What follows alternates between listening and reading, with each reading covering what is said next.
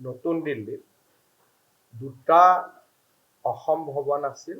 এটাক আমি আছাম হাউচ বুলি কৈছিলোঁ আৰু এটাক আমি আছাম ভৱন বুলি কৈছিলোঁ।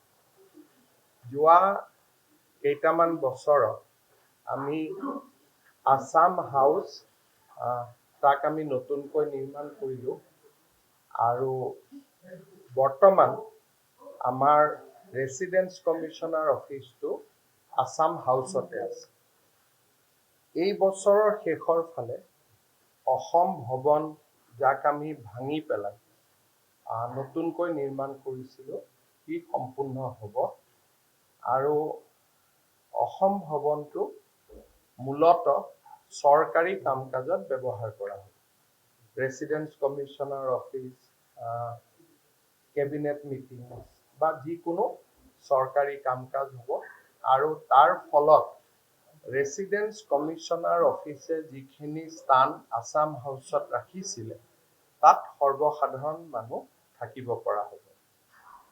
আমি দ্বাৰিকাত এটা তৃতীয়টো অসম ভৱন নিৰ্মাণ কৰিছিলোঁ আৰু অসম ভৱনৰ লগতে কাৰ্বি ভৱন আৰু ডিমাচা ভৱনৰো নিৰ্মাণ হৈ আছে।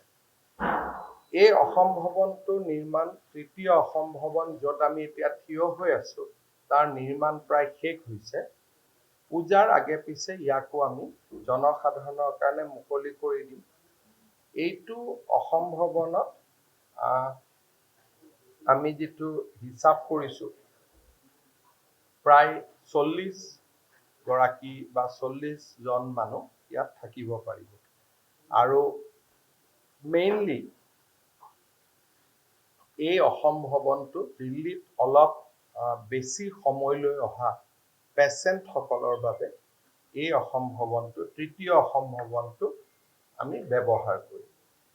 ইয়াৰ পৰা দ্বাৰিকাৰ পৰা আমাৰ মেইন অসম ভৱনলৈ যাবৰ কাৰণে ৰাতিপুৱা গধূলি আমি বাছৰো ব্যৱস্থা কৰিম আৰু মেইনলি দিল্লীত অলপ চিকিৎসাৰ কাৰণে বেছি সময়লৈ অহা পেচেণ্টসকলক বা এডমিশ্যনৰ কাৰণে বেছি সময় থাকিব পৰা ষ্টুডেণ্টৰ কাৰণেও আমি ইয়াত ডৰ্মিটৰী বনাইছোঁ। ইয়াত চৰকাৰী কৰ্মচাৰী বা আন অসম চৰকাৰৰ বিষয়াসকল ইয়াত নাথাকে।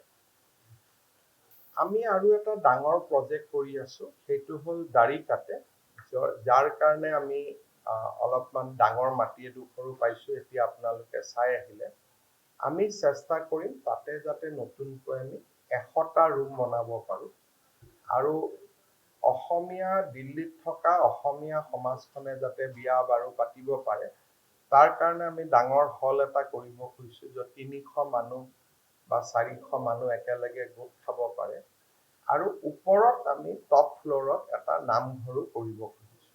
সেইটো আমাৰ 4th প্ৰজেক্ট আৰু ফাৰ্ষ্টটোতো চলি আছে অসম ভৱন, অসম হাউচটো। অসম ভৱন আৰু এই তৃতীয় ভৱনটো এই দুইটাই পূজাৰ আগে পিছে এটা এটাকৈ আমি উদ্বোধন কৰিব পাৰিম। তাৰ কাম সম্পূৰ্ণ হৈছে আৰু যিটো 4th ডাঙৰ প্ৰজেক্ট এটা আমি হাতত লৈছোঁ, দিল্লী চৰকাৰে আমাক মাটি দিছে, আমি 35 কোটি টকা দি মাটিখিনি কিনিছোঁ। 4th প্ৰজেক্টটো আমি অলপ ডাঙৰকৈ কৰিম, যিটো মই ভাবোঁ যে জানুৱাৰী ফেব্ৰুৱাৰীত আমি তাৰ কাম আৰম্ভ কৰিব পাৰিম আৰু 2 বছৰ 3 বছৰ লাগিব আৰু এই গোটেইখিনি হৈ গ'লে দিল্লীত আমাৰ প্ৰায় সকলো সময়তে অন্ততঃ 200 গৰাকী মানুহ থাকিব পৰাও হ'ব। নামঘৰো হ'ল, ষ্টুডেণ্টটো হ'ল, পেচেণ্টটো হ'ল, চৰকাৰী অফিচো হ'ল আৰু আমাৰ বিষয়া কৰ্মচাৰী হ'ল। মোটামুটি আমাৰ অসুবিধাসমূহ দূৰ হৈ যাব। লগত কাৰ্বি ভৱন আৰু ডিমাচা ভৱনো নিৰ্মাণ হৈ আছে। বড়োলেণ্ড ভৱন সুকীয়াকৈ আছেই আৰু এতিয়া আমি এটা বৰাক ভৱনৰ কাৰণেও আমি চেষ্টা কৰি আছোঁ। যিহেতু আপুনি উল্লেখ কৰিছে যে ইয়াত মূলতঃ পেচেণ্টসকলৰ বাবে প্ৰাধান্য দিয়া হ'ব, গতিকে পেচেণ্টৰ ক্ষেত্ৰত ইয়াত কিবা মাচুল দিল্লীত মেইন কথাটো মাচুলত নহয়, মেইন কথাটো হ'ল যে থকাৰ সুবিধা। মাচুল ইলেক্ট্ৰিচিটি বিল, পানীৰ যিখিনি খৰচ হয় তাক হৰণ পূৰণ কৰি মাচুল এটা আমি ঠিক কৰি দিম, যেনেকে বম্বেটো এটা আছে।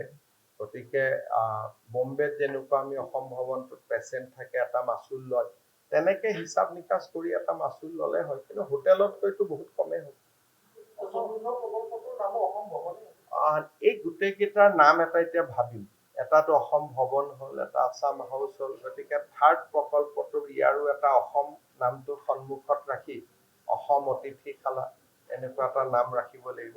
এইটো এনেকে বা অসম কুটিৰ এনেকুৱা নাম মই গুৱাহাটীত গৈ, কিন্তু অসম নামটো সন্মুখত থাকিব, তাৰ পিছফালে অসম কুটিৰ হ'ব পাৰে, অসম অতিথিশালা হ'ব পাৰে, অসম গৃহ হ'ব পাৰে, এনেকে আমি বহি পেলাই নাম এটা ঠিক কৰিম। এনেই ইয়াতে বৰ্তমান ৰাখি থৈ দিছে আৰু যাতে মানুহে বাহিৰৰ পৰা গম পায়, কিন্তু এইটো অসম হাউচ নহয়, হয়তো নাম অসম কুটিৰ হ'ব, নহলে অসম অতিথিশালা হ'ব। কিন্তু যিটো ফ'ৰ্থ প্ৰজেক্ট হ'ব, আপোনালোকে ইয়াত যেনেকে ছত্তীশগড় ভৱন দেখিছে বা অৰুণাচল ভৱন দেখিছে, সেইটো যথেষ্ট ডাঙৰ হ'ব। ইয়াত আমি যিখিনি মাটি পাইছিলো, আমি 3 ভাগ কৰিবলগীয়া হ'ল, কাৰ্বি ভৱনৰ বাবেও, ডিমাচা ভৱনৰ বাবেও। সেইকাৰণে ইয়াত আমাৰ মাটি কমি গ'ল। কিন্তু দিল্লী গভৰ্ণমেণ্টে আমাক যিটো মাটি দিছে, আপোনালোকে এতিয়া দেখি আহিছে, বহুত ভাল মাটি, ইয়াতকৈও ভাল মাটি। গতিকে সেই মাটিত এটা আমি বিশাল অসম ভৱন এটা নিৰ্মাণৰ চেষ্টা কৰিম আৰু দিল্লী গভৰ্ণমেণ্টৰ লগত কথা পাতিম। এতিয়া 6 ফ্ল'ৰলৈকে এলাউ কৰে।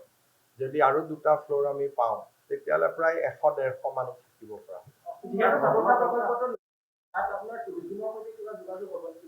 নামঘৰ ওপৰত থাকিব। বেচিকেলি আমাৰ লক্ষ্য হ'ব দিল্লীত থকা অসমীয়া মানুহখিনিয়ে যাতে আহি নাম কীৰ্তন এটা কৰিব পাৰে। আৰু তলত যিহেতু বিয়াৰ ঘৰ থাকিব, গতিকে আপোনালোকে জানে যে মানুহ বিয়াত বহাৰ আগতে নামঘৰত যায়, গতিকে এটা নামঘৰ থাকিব ওপৰত, ভাগৱত থাকিব, আৰু আমাৰ তলত 300-400 মানুহে বহি অনুষ্ঠান কৰিব পৰা এটা হল থাকিব। আৰু গুৱাহাটীৰ পৰা সত্ৰাধিকাৰসকল আহিলেও তাতে তেতিয়া থাকিব পাৰিব। দৈনিক নাম প্ৰসংগটো আমি চলাই ৰাখিম।